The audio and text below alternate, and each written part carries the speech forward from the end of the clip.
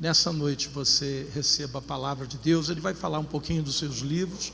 Martinho hoje na nossa denominação é o homem que tem mais títulos, né, de livros lançados. Quantos livros já são? Quantos títulos? Entre 70 e 80. Está entre 70 e 80 títulos de livros, né, lançados. E com certeza, né, vai enriquecer tremendamente o episcopado da nossa igreja. Receba a palavra de Deus nessa noite. Glória a Jesus. Obrigado, bispo, obrigado, irmã Raquel, pelo convite, que sempre me trazem uma grande honra, sempre acato, com carinho, com gratidão. Obrigado pelo privilégio de me oferecer esse púlpito, onde a Bíblia é pregada, onde a Bíblia é valorizada. Louvo a Deus por vossa vida.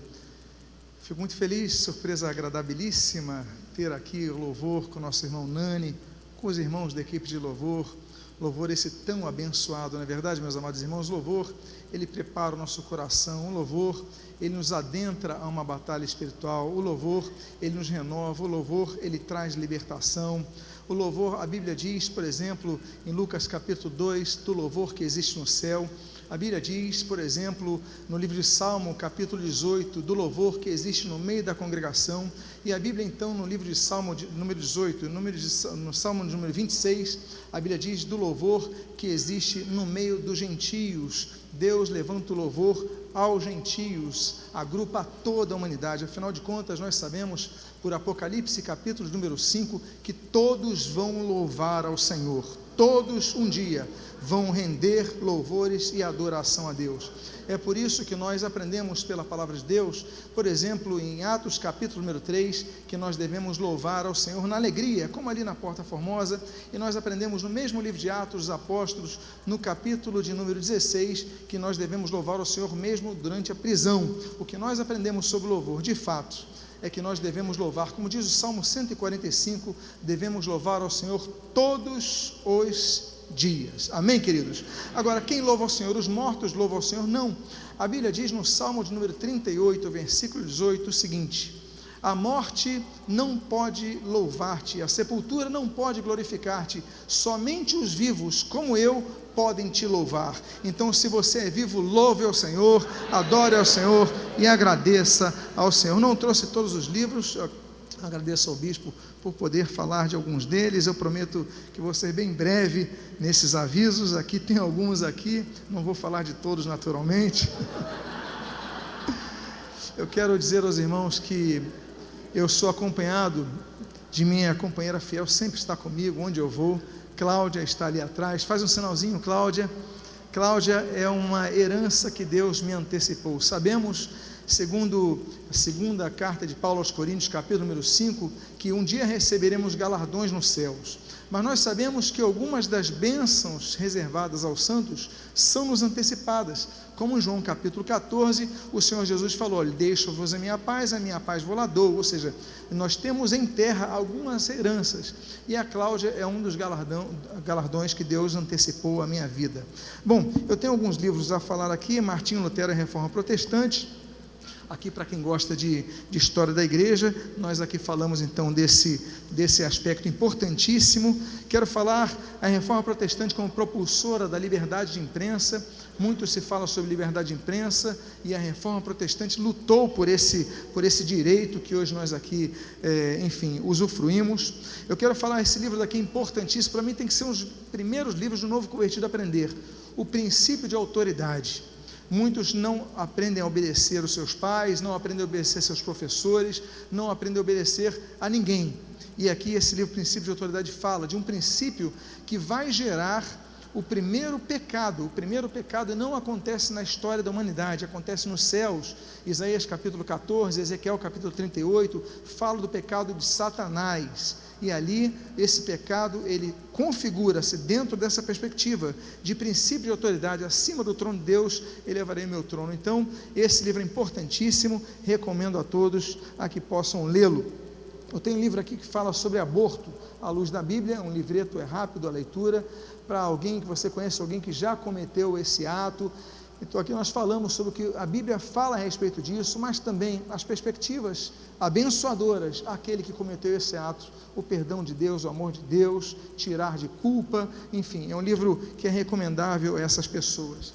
Eu tenho outro livro aqui, Horóscopo, Signos e Astrologia à Luz da Bíblia. Um livro, um dia, bispo, eu fui ler o meu horóscopo, eu falei, poxa, o pessoal lê horóscopo, vou ler o meu horóscopo.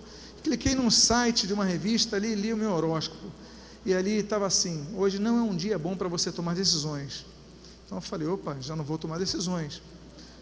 Aí eu entrei em outro site com outro horóscopo e digo o seguinte, olha, antes de tomar decisões, pense direito, eu já fiquei mais aliviado. Aí eu falei, vou tirar a prova dos 3. Aí eu cliquei em outro site de uma revista aí qualquer e digo assim, hoje é um bom dia para você tomar decisões.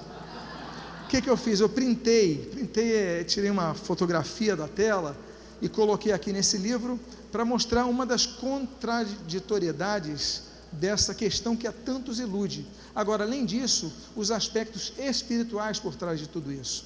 Então, esse livro, para alguém que você conheça, que tenha esse costume, esse livro, No Deserto, Desânimo na Vida do Líder, você que lidera algum setor ministerial, está desanimado, você não vê frutos, vê situações difíceis, as coisas não mudam, esse livro é escrito para você que exerce um tipo de liderança.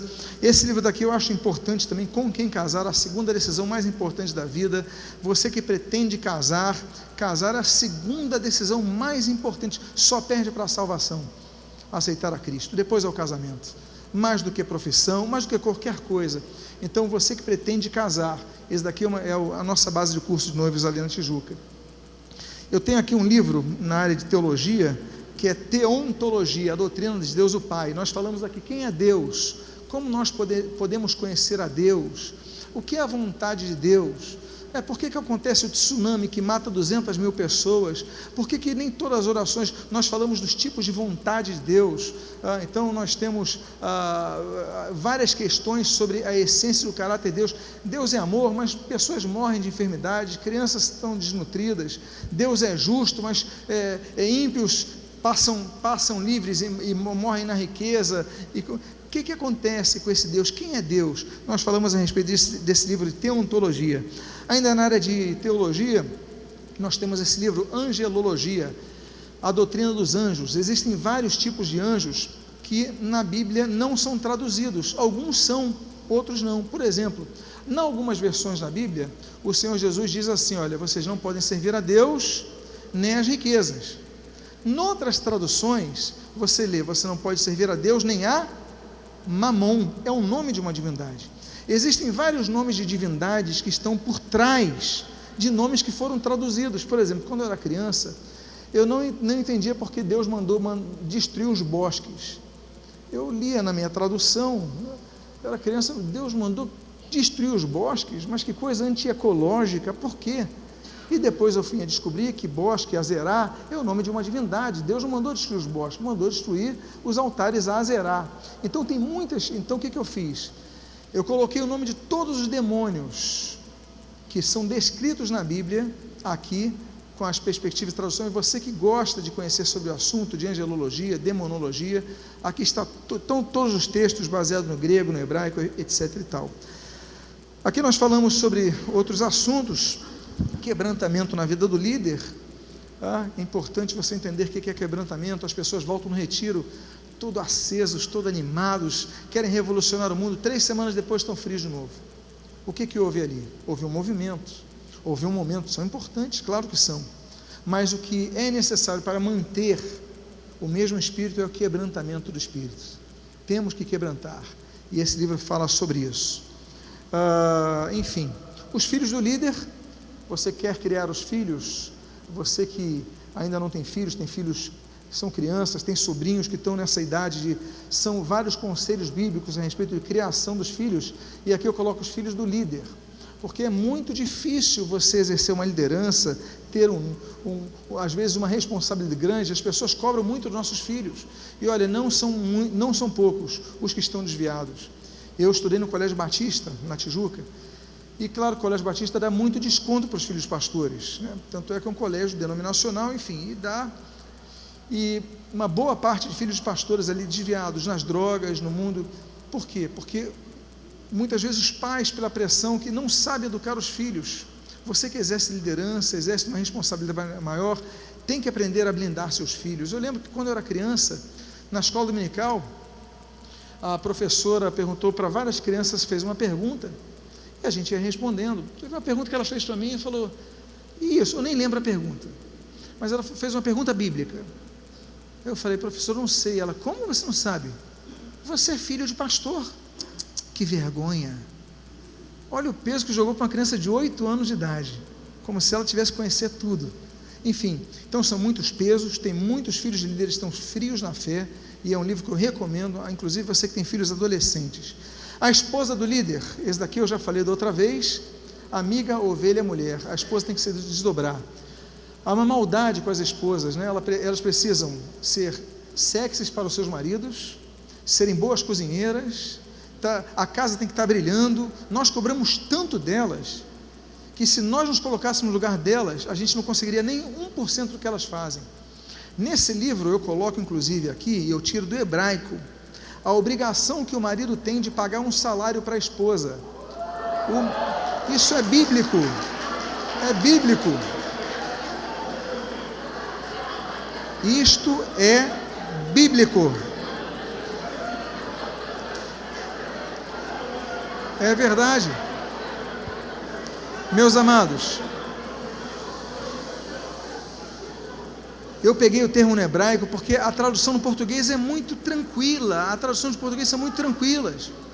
Às vezes Paulo fala assim, eu servo do Senhor Jesus, mas no hebraico está doulos é escravo. Então tem traduções que anuviam a questão. Então eu coloco aqui, o marido tem que pagar salário para a esposa, é uma das obrigações dessa aliança, e ela tem que receber, e se não receber, tem que cobrar. E se o marido não der, vá para o pastor. O texto está aqui. Eu acho que eu só trouxe 5 desses. Enfim. E por fim. Oi?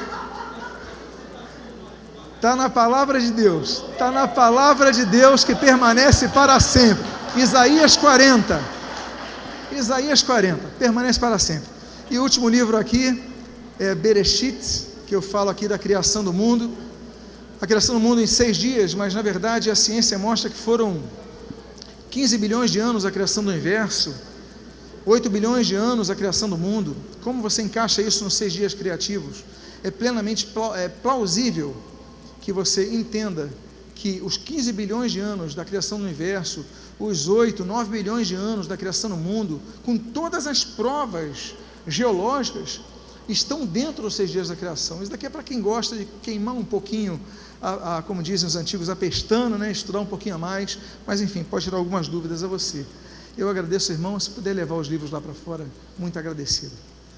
Amados irmãos, muito obrigado pela oportunidade, mais uma vez estar aqui. Convido a que você abra as sagradas letras, como Paulo escreve a seu verdadeiro filho na fé, como ele diz na primeira carta de Timóteo. Abra sua Bíblia no primeiro livro de Samuel, o profeta Samuel,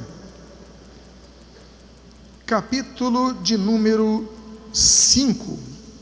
Enquanto você procura, eu gostaria de fazer que você buscasse na memória qual é o melhor pregador que você já ouviu uma vez pregar a palavra de Deus. Podem se colocar de pé, vamos manter a tradição que o Senhor Jesus manteve. A primeira menção litúrgica, inclusive sobre isso de ficar de pé, se encontra em Lucas capítulo 4, quando a Bíblia diz que Jesus, ao entrar na sinagoga, pôs-se de pé para ler as Escrituras Sagradas. Jesus manteve um hábito que os judeus mantêm até hoje, e aí Jesus manteve, no Novo Testamento nós mantemos esse hábito para a leitura inicial. Enquanto você procura 1 Samuel, qual é o melhor pregador que você já ouviu? Você talvez se lembre de alguns. Para alguns, Gesiel Gomes, para outros, Billy Graham, para outros, Bispo Robson. Qual é o pregador? Eu quero hoje falar que nós vamos aprender 5 lições, não com pregadores, mas com pregadoras. O gênero feminino, não apenas uma, mas 2. Eu quero pedir que coloque então a tela inicial da mensagem de hoje, 1 Samuel capítulo número 5, e eu gostaria de ler o versículo número 1, o 2, e depois vai para o 6, o 11 e o 12. Assim diz a palavra de Deus: Os filisteus tomaram a arca de Deus e a levaram de Ebenezer a Asdode. Tomaram os filisteus a arca de Deus e a meteram na casa de Dagom, junto a este. Levantando-se, porém, de madrugada os de Asdode, no dia seguinte, eis que estava caído Dagom com o rosto em terra diante da arca do Senhor. Versículo 6. Porém a mão do Senhor castigou duramente os de Asdode, os assolou e os feriu com tumores, tanto em Asdode como no seu território. Versículo 11. Congregaram a todos os príncipes dos filisteus e disseram: devolvei a arca de Deus de Israel e torne para o seu lugar, para que não mate nem a nós, nem ao nosso povo, porque havia terror da morte em toda a cidade, e a mão de Deus castigava duramente ali, e os homens que não morriam eram atingidos com tumores. Oremos. Pai amado, Deus bendito, lemos a tua santa e preciosa palavra e pedimos, Deus, fala conosco aos nossos corações, edifica a nossa alma, fortalece a nossa fé, traz a tua direção, que é o que nós precisamos, e o que nós pedimos, nós fazemos agradecidos em nome de Jesus, amém e amém. Podem tomar seus assentos.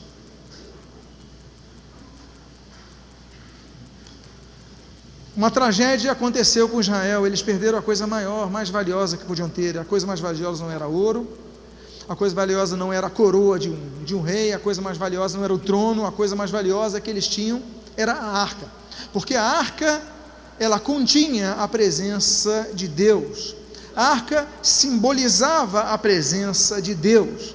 Não tinha nada nesta terra que pudesse equivaler-se ao valor que tinha a arca.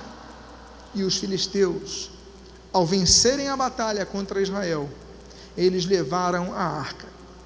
Eles pegam a arca e, para humilhar o Deus de Israel, o Deus dos deuses, eles colocam essa arca, e como você leu nesse texto, eles colocam no templo de Dagom. Dagom era uma divindade filisteia que cuidava dos mares. As pessoas ofereciam a ele oferendas nos mares, como nós conhecemos na cultura aqui do Rio de Janeiro, do Brasil, infelizmente. E esse Dagom, ele tinha o rosto de pessoa, mas do pescoço para baixo era uma forma de peixe, para que ele protegesse, porque o povo filisteu era um povo pescador, eles viviam muito da pesca, então para que desse bom sucesso nas pescas, calmaria nas tempestades, enfim. Eles pegam e colocam a arca do Senhor do lado da estátua de Dagom, em Asdode. Só que no dia seguinte, eles percebem mudanças naquela conjuntura. Eles chegam naquele templo e diz a palavra de Deus que a estátua de Dagom está caída no chão, quebrada. Algo a quebrou, algo a empurrou. Eles queriam humilhar o Deus de Israel no templo de Dagom, mas a presença de Deus humilhou aquela divindade. E a segunda coisa que acontece, a Bíblia diz, que começa a haver entre os homens da Filisteia uma série de tumores. Os que não morriam por aquela praga causada pela presença da arca de Deus, eram possuídos de tumores que iam matando o povo aos poucos. O que é santo, o que é santíssimo, o que é separado, não se mistura para ser humilhado com as trevas. Como diz a palavra de Deus em Malaquias capítulo 3, há diferença entre o que serve e não serve a Deus. Como o Senhor Jesus fala claramente, há diferença entre luz e trevas, há diferença entre os que servem a Cristo e os que não servem a Cristo.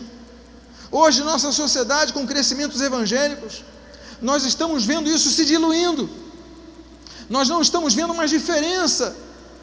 Eu estava ouvindo uma palestra recentemente, e essa palestra foi trazido um dado muito importante, muito interessante, uma perspectiva muito interessante, que foi a seguinte: foi feita uma pesquisa, e os jovens evangélicos que namoram, que não estão casados, hoje eles têm praticamente o mesmo percentual de relações íntimas, de relações sexuais, do que os não evangélicos. Na minha geração, isso era inimaginável, você ter relações sexuais com uma namorada antes do casamento. Hoje em dia, as igrejas não falam isso, as igrejas toleram, os líderes não pregam a santificação. estava lendo C.M. McKim, ele estava dizendo o seguinte: olha, se o pregador não pregar visando a santificação da sua igreja, ele está fazendo tudo menos o seu papel, porque o papel do pregador é pregar a santificação da igreja, para que a igreja possa ver a Deus. Afinal de contas, sem santificação, ninguém verá o Senhor. Mas não se prega sobre santificação, não se prega sobre pecado, aliás, se relativiza pecado. Estamos vivendo essa época, estamos vivendo essa geração nos dias atuais. Mas Deus mostra nesse caso de Dagon, que aquela arca do lado da imagem de Dagon, ela destrói Dagon e traz praga àquele povo. E aí você se pergunta, qual é a decisão dessas pessoas? E a decisão você leu no texto: devolva essa arca. Devolva essa arca para Israel, para que a gente não tenha mais pragas. Aí você se lembra, mas por que o pastor falou há poucos minutos sobre os maiores pregadores que alguém já ouviu? Talvez você se lembre daqueles nomes citados, de outros nomes, mas eu quero dizer que 2 dos maiores pregadores não são homens, o gênero é feminino, e eu tenho a imagem, e a imagem é esta: são 2 pregadoras que na verdade são 2 vacas. O título da mensagem de hoje se chama As Vacas Filisteias. Vamos aprender 5 grandes lições, que não vão aprender comigo, não vão aprender com ele, com ela, com outro pregador, mas nós vamos aprender 2 lições com 2 vacas. Você está disposto a caminhar comigo? Temos algo a aprender com essas 2 vacas filisteias? Vamos começar então com a primeira das lições, e o texto aí está em tela, em 1 Samuel, capítulo 6, versículo 7 e versículo de número 10. Agora, pois, fazei um carro novo, e tomai 2 vacas com crias, sobre as quais não se pôs ainda jugo, e atai-as ao carro. Seus bezerros, levá-los-ei para casa. Assim fizeram aqueles homens, versículo 10, e tomaram 2 vacas com crias, e as ataram ao carro, e os seus bezerros encerraram em casa. A primeira lição que nós aprendemos com essas 2 vacas, que eram vacas que tinham dado cria recentemente, nunca tinham carregado peso, a função delas talvez fosse a leiteira, não sabemos, aqui só especulamos. O fato é que essas 2 vacas, a Bíblia diz nesse texto, sobre as quais ainda não se pôs jugo, elas nunca carregaram nada na vida, elas tinham acabado de dar os seus bezerrinhos, mas agora elas tinham que sair do meio de seus bezerros, renunciar os seus bezerros para uma nova responsabilidade. A primeira lição que nós aprendemos com essas vacas filisteias é a lição da renúncia. Se alguém não renunciar, algo que goste, algo que seja importante em prol de Cristo, ele não vai alcançar a vida com Deus. Não é assim que o Senhor Jesus falou em Marcos capítulo 8? Ele falou o seguinte, versículo 34, se alguém, pois, quiser me seguir, siga-me. É isso que ele falou? Não. Ele falou, se alguém, pois, quiser me seguir, negue-se a si mesmo, tome a sua cruz e siga-me. O seguir é o terceiro passo, não é o primeiro. Não é o primeiro, porque não há como você seguir a Cristo sem negar a sua vontade. Não há como você seguir a Cristo sem negar ao suprimento da satisfação dos seus desejos carnais. Não há como seguir a Cristo se você não negar a si mesmo. O pecado é isso. O nosso velho homem é isso, ele quer ressurgir a cada dia para vigorar a nossa vida, para nos determinar, mas nós temos que fazer esse antigo homem, velho homem, morrer, para nascer novo homem em Cristo, para que nós possamos cumprir a vontade de Cristo. O Senhor Jesus, ele fala 2 ocasiões uma frase semelhante. Mateus capítulo número 6, Jesus está ali naquela colina, junto ao Mar da Galileia, está ensinando naquele chamado Sermão do Monte, e Jesus ele fala o seguinte: olha, venha o teu reino, seja feita o quê? A tua vontade. A tua vontade seja feita. Mateus capítulo 6, 20 capítulos depois, no Evangelho de Mateus capítulo 26, Jesus está no horto de Getsemane, ele ora: olha, que não seja feito o que eu quero, mas o que tu queres, que seja feita a tua vontade. A mesma frase se encontra no início do ministério de Jesus e no final do ministério de Jesus. Um jovem uma vez perguntou ao Senhor Jesus, João capítulo 4, versículo 34, olha, o que é que eu posso fazer? O que você quer? Qual é o caminho? Ele começa a fazer umas elucubrações. Jesus falou assim: olha, a minha vontade é fazer a vontade de meu Pai. O que é isso? É a suma de negar a si mesmo. É a suma de nós negarmos a nossa própria vontade. É renunciarmos coisas que nós gostamos, que são importantes para nós, mas pela causa de Cristo. É por isso que muitas vezes você toma decisões de perder até mesmo amizades que são ruins para você, para manter-se fiel a Cristo. Nessa época de redes sociais, nós somos bombardeados de pessoas que já abandonaram a Cristo há muito tempo, mas só tem uma função: lutar contra a igreja, lutar contra os que estão na igreja. Eles não têm frutos de conversão, não têm temor a Deus, não têm amor à palavra, não permaneceram firmes, não são fiéis, mas querem dar lição moral aos que estão na igreja servindo a Cristo. Vivemos nessa época, e a primeira lição que nós temos que aprender com essas vacas é que nós devemos renunciar se queremos seguir a Cristo. Temos uma segunda lição a tomar com essas duas vacas, e essa lição está no versículo de número 8.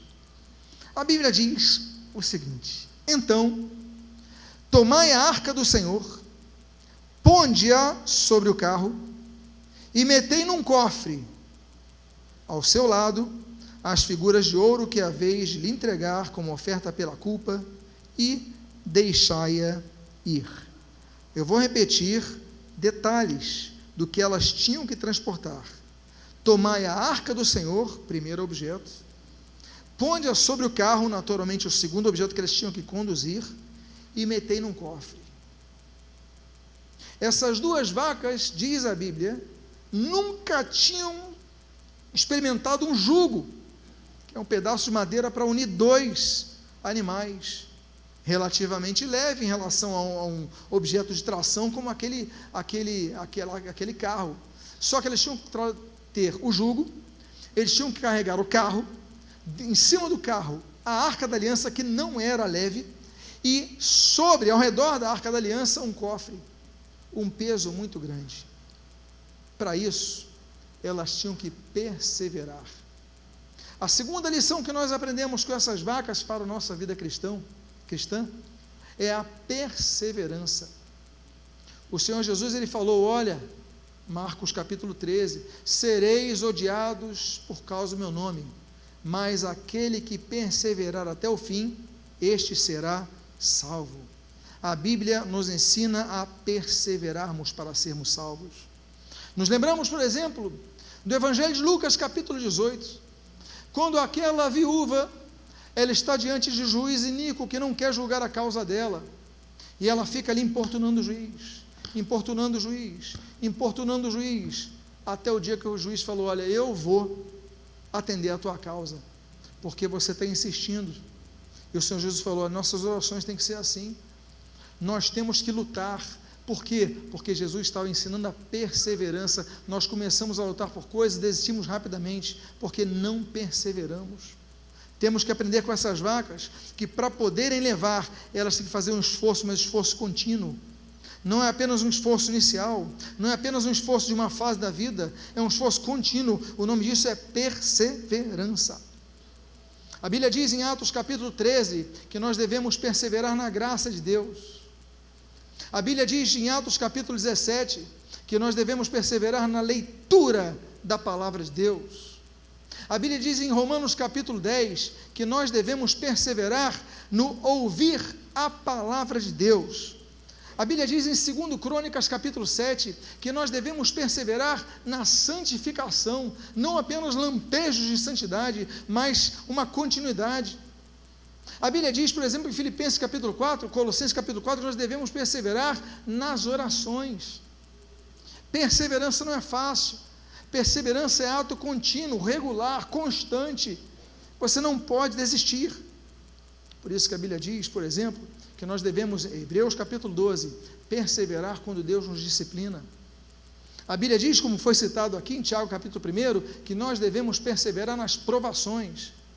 A Bíblia diz em Apocalipse capítulo 2, que nós devemos perseverar diante das perseguições. Por isso que eu gosto muito daquele texto escatológico de Lucas capítulo 21, dois textos dos evangelhos escatológicos, Mateus 24, Lucas capítulo 21, é na vossa perseverança que ganhareis a vossa alma. Eu acho muito interessante que o Senhor Jesus fala ganhar a alma, já temos o psique em nós, a alma, mas ele está falando ganhar a alma, mas é ganhar a alma que vigorará para sempre. Aí ele fala, na vossa perseverança que vocês ganharão, o termo é ganhar a alma. Então, meus amados irmãos, a segunda lição que nós temos com essas vacas é a lição da perseverança. Você pode me lembrar qual foi a primeira lição dessas vacas? A lição da renúncia. A segunda lição, a lição da perseverança. Eu os convido para irmos à terceira das 5 lições das 2 vacas filisteias. Você talvez tenha ficado desapontado, não estou falando de um grande pregador, estou falando de 2 vacas, mas se nós agirmos como ela, nós cresceremos muito em nossas vidas.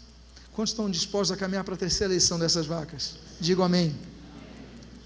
Diz a palavra de Deus, no versículo de número 13, andavam os Bet-Semes, fazendo a cega do trigo no vale, e levantando os olhos, viram a arca, e vendo-a, se alegrarão. Bet-Semes era a fronteira entre Israel e Filisteia. Bet-Semes era a primeira cidade quando você adentrava a terra de Israel. Nem todos queriam morar lá, uma cidade fronteiriça muito complicada. Mas a Bíblia diz que aquelas vacas, elas quando foram avistadas pelos Bet-Semes, então elas estavam realmente cruzando a fronteira, a Bíblia diz que eles se alegraram. O Evangelho traz alegria. Nos lembramos, por exemplo, de Beit Saul, naquelas proximidades de Belém, quando de um grupamento de anjos que aparecem a pastores, um deles sai, se destaca dali e diz, olha, eis que vos trago boa nova, no singular, boa nova, de grande alegria, é que hoje vos nasceu na cidade de Davi o Salvador, que é Cristo o Senhor. A boa nova de alegria, porque é a alegria que nos atinge primariamente, primordialmente, internamente. Ele nos tira a culpa, ele traz cura, é a alegria do Senhor. É por isso que a Bíblia diz, em Neemias capítulo número 8, que a alegria do Senhor é a nossa força. A Bíblia fala muito da alegria. A Bíblia fala, por exemplo, em Salmo 126, da alegria do semeador quando vem com a sua colheita. A Bíblia fala, por exemplo, que nós devemos servir, Salmo 100, devemos servir ao Senhor com alegria. Ouvindo o louvor do meu amado irmão Nani, a alegria desse homem, servir ao Senhor com alegria e apresentai-vos a Ele com cânticos, porque o Senhor é bom. Não é isso que diz o Salmo 100? Exatamente isso, servir a Deus com alegria. Quantas vezes nós vamos servir a Deus com tristezas, porque somos homens, mulheres, somos humanos. Eu fico imaginando quantos aqui estão servindo em dificuldades. Eu não sei se o irmão que está na câmera, os irmãos do louvor, o irmão do data show, o irmão da introdução, o irmão que está com as crianças, todos têm lutas, alguns têm vindo chorando. Quantas vezes eu já fui chorando para o púlpito? Quantas vezes tu já foste chorando cantar e ministrar para abençoar vidas? E isso não é vergonhoso para ninguém. O Senhor Jesus chorou, mas o que nos renova é quando lembramos que não estamos sozinhos, que o Senhor cura, que o Senhor enxuga a lágrima, que o Senhor restaura, que o Senhor levanta. A alegria que nós precisamos, alegria. A Bíblia fala no Evangelho de Lucas, capítulo 15, sobre 3 grandes alegrias. A alegria da mulher que encontra aquela moeda que estava perdida, a alegria daquele pastor que encontra a 100ª ovelha que estava perdida, a alegria daquele pai que encontra o seu filho que estava perdido. Eu preciso de notícias que me alegrem. Você precisa de notícias que lhe alegrem. E de repente, quando nossos olhos veem como Agar no deserto, quando ela se isola de seu filho Ismael, acabou a água que o covarde de Abraão fez. Nosso pai na fé agiu com covardia, pegou aquela mulher, coloca um odre de água, manda para o deserto à noite. Ele dá o mínimo para que ela morresse logo, não perto dele, mas longe, uma água, tipo, ele morre, mas morre daqui a um dia de distância, covarde. E aquela mulher então vê que seu filho vai morrer, e ela chora e não tem mais força, e aparece o anjo do Senhor e mostra: ali está a fonte de água. Essa alegria que eu preciso, essa alegria que você precisa, que Deus nos mostre a fonte de água, porque a alegria do Senhor é nossa força.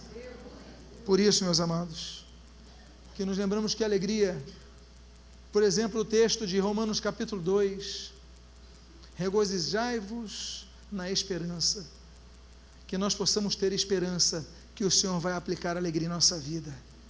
Aqueles homens de Bet-Semes estavam nas suas colheitas, de repente eles veem aquelas 2 vacas se aproximando, e a Bíblia diz que eles se alegram.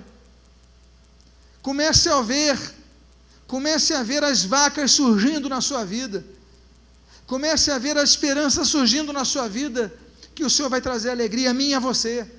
Diga à pessoa que está ao seu lado: comece a enxergar 2 vacas que estão indo na tua direção, trazendo a resposta que você precisa.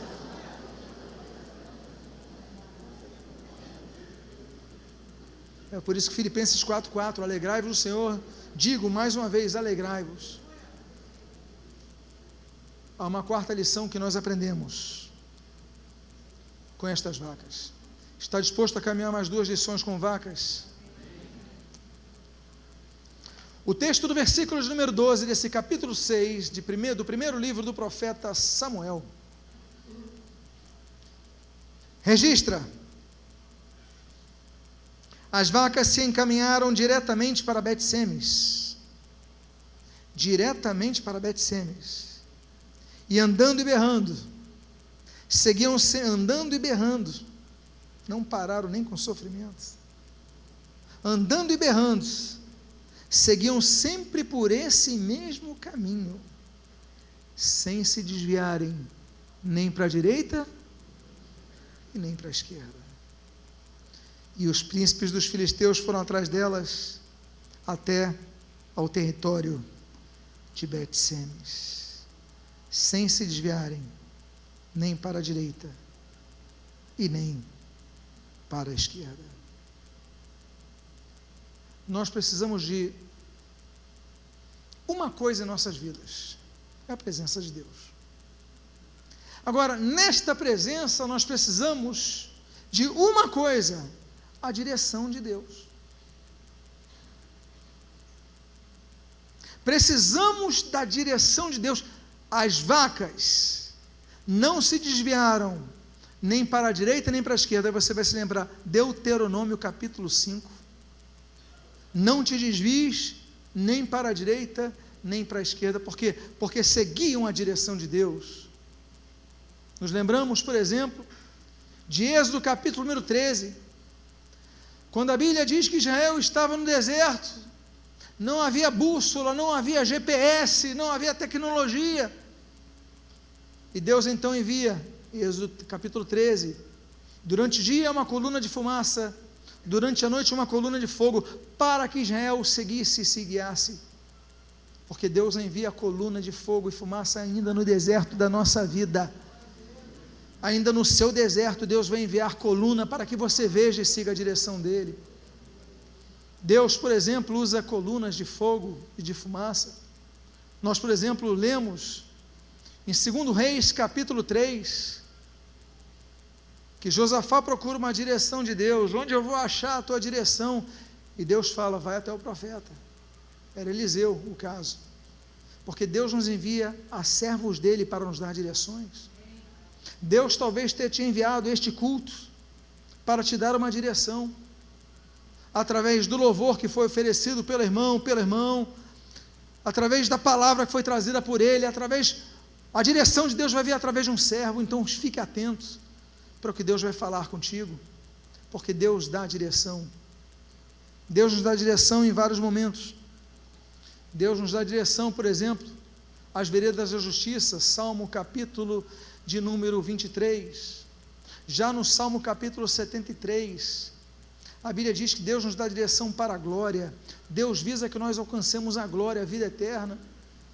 Essa direção nos vem pelo Espírito Santo, e a direção nos vem também pela palavra de Deus. Salmo 119, versículo 105, lâmpada para os meus pés é a tua palavra e luz para o meu caminho. Deus nos dá direção, como nós lemos ali em Isaías capítulo 48, Deus nos dá direção para que nós trilhemos no caminho que Ele quer que nós trilhemos. Deus levanta pessoas para nos darem direção. Por exemplo, temos dois capítulos de Atos seguidos, 8 e o 9, que falam sobre isso. No capítulo de número 8, Deus pega Filipe e dá a direção de Filipe para encontrar com o eunuco da rainha de Candace, para dar direção a ela. Deus pode pegar alguém e colocar na tua loja, no teu colégio, na tua casa, no teu trabalho, para dar direção para a tua vida, como fez com Filipe. No capítulo seguinte, o capítulo 9, nós vemos Deus dando direção a Ananias, para ir até Saulo, perseguidor da igreja, que estava cego. Vai lá, vai orar por ele, e ele vai ser curado da cegueira. Deus envia alguém para abençoar a sua vida.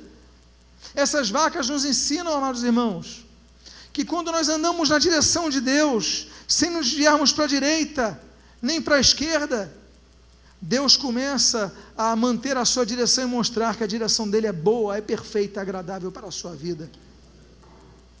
Afinal de contas, como diz a Bíblia em Romanos capítulo 8, aqueles que são guiados pelo Espírito de Deus são filhos de Deus. E a quinta e última lição dessas vacas, que eu gostaria de compartilhar com os amados irmãos, se encontra no versículo número 14. Eu coloquei alguns termos em hebraicos, porque eu acho esse texto um dos mais lindos, messianicamente falando. A Bíblia diz: o carro veio ao campo de Josué, Yeshua, o Bet-Semita, Bet-Shemesh, e parou ali onde havia uma grande pedra. Fenderam a madeira do carro e ofereceram as vacas ao Senhor em holocausto. Você pode mais uma vez me lembrar qual é a primeira lição que nós aprendemos aqui nessa noite? A lição da renúncia. Qual foi a segunda lição que nós aprendemos nessa noite? A lição da perseverança. Qual é a terceira lição que nós aprendemos com essas duas vacas nesta noite? A lição da alegria, do testemunho das boas novas. Qual foi a quarta lição que nós aprendemos nesta noite? A lição da direção. Mas eu encerro com esta última lição que aprendemos, não com grandes nomes da oratória evangélica, que passaram por essa terra ao longo de muitos e muitos anos, mas por duas vacas. A última lição que nós aprendemos está nesse texto, lição profunda. Por quê?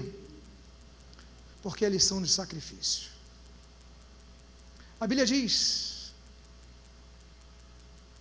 que chegou no campo de Josué, Bet-Semita, onde havia uma grande pedra.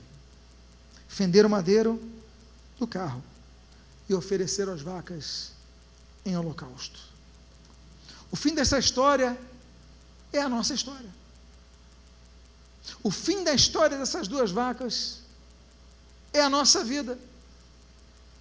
Porque se você notar bem, quando nós vemos dizendo que o campo de Josué, você vai ver aqui, Yeshua,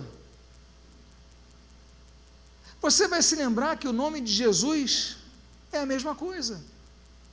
Só que o nome de Jesus é helenizado, Jesus, em grego, helenizado. Jesus e Yeshua é a mesma coisa, o Salvador. Jesus e Josué é o mesmo nome. Um no hebraico, outro no idioma helenizado, aramaico helenizado, com influências helênicas. É o mesmo nome. Ele para no campo de Josué. O destino dele é o campo de Josué, o nosso destino é o campo de Jesus, o nosso destino é a vida com Cristo. Não temos outra meta em nossa vida senão viver com Cristo, viver para Cristo, anunciar a Cristo, aguardar a Cristo, proclamar a Cristo e brilhar a luz de Cristo. Cristo em nós é a esperança da glória. Sem Ele nada fazemos, nada podemos fazer. Cristo é o nosso tudo. Ele chega ao campo de Josué, ao campo de Yeshua, ao campo de Jesus. E o texto diz assim: o Beit Shemita. Lembram que eu falei que a primeira cidade é Beit Shemesh? Beit, como vocês sabem, é a casa. Shemesh é sol. Ele chega no campo de Josué, o Beit Shemita, a casa do sol. Meus amados irmãos, a palavra de Deus diz em Malaquias capítulo 4, versículo 2, Jesus é o sol da justiça, Miqueias, o sol da justiça. Nós chegamos a um local que é a casa do Senhor, onde Jesus habita. Desejamos habitar com Ele, onde a luz brilha, a luz que permanece, a luz que nos ilumina os nossos passos, aponta a vida, o Beit Shemita. Chegamos a Jesus, chegamos ao nosso ponto, viveremos a glória com a luz que jamais cessará. E a Bíblia diz, parou ali. O nosso fim é Cristo, o nosso tudo é Cristo, a nossa meta é Cristo. Mas o texto diz assim: onde havia uma grande pedra. Onde Jesus foi crucificado? Onde havia uma pedra, chamado Monte da Caveira, ou Monte Calvários. Jesus foi crucificado ali. Essas vacas nos ensinam a caminharmos até Cristo. Essas vacas nos ensinam a que nós devemos parar em Cristo. Alguns passam por Cristo e vão embora. Alguns frequentam a igreja e vão embora, vivem a sua vida, não param em Cristo, não vivem em Cristo, não se fincam com Cristo, não se baseiam em Cristo. Mas olha, chegamos até o campo de Jesus. O sol da justiça, aquele que brilha, aquela luz, a luz imarcessível. E ali havia uma grande pedra. E olha, outra referência profética belíssima. E diz o texto: fenderam a madeira do carro. Do que foi feita a cruz? Foi de ouro? A cruz do Calvário foi feita de cobre? A cruz do Calvário foi feita de quê?